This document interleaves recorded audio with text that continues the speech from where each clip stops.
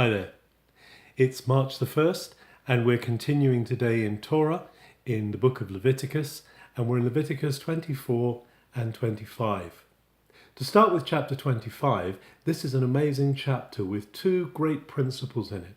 The first principle is the principle of the Sabbath of Sabbaths for the land. That means that every 7 years the people of Israel are not to work the land anymore, but to give the land a complete rest, to leave it completely fallow.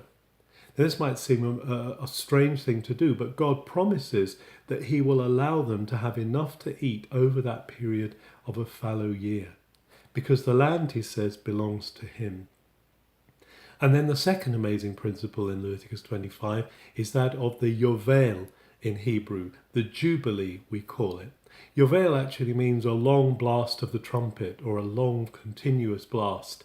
And this was the sound that was made in the 50th year, because there was the 7 times 7 years. So you've got this 7-year period, and then after 7 times that 7 years, in the 50th year, an amazing freedom year happened, the Jubilee.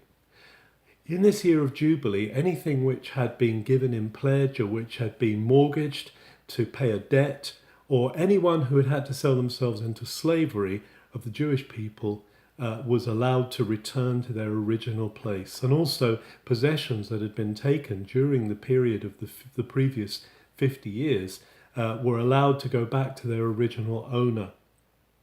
It's an amazing concept, and actually one which Jesus takes up in Luke 4 when he stands up and he speaks from Isaiah the prophet, and he says that I'm here to proclaim the year of the Lord's favour.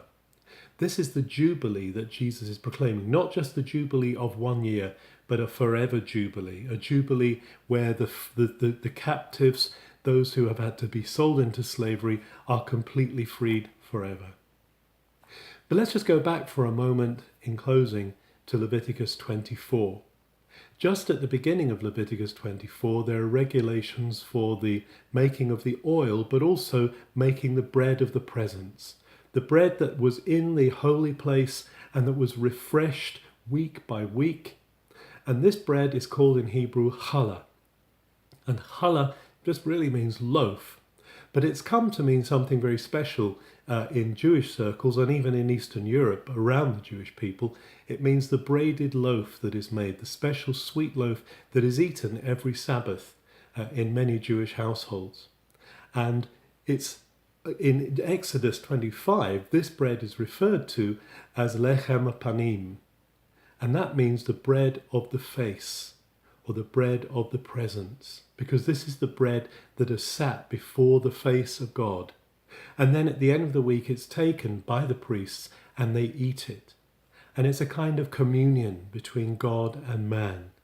God looks at the bread is before his face, and then his people, his priests, come to eat it.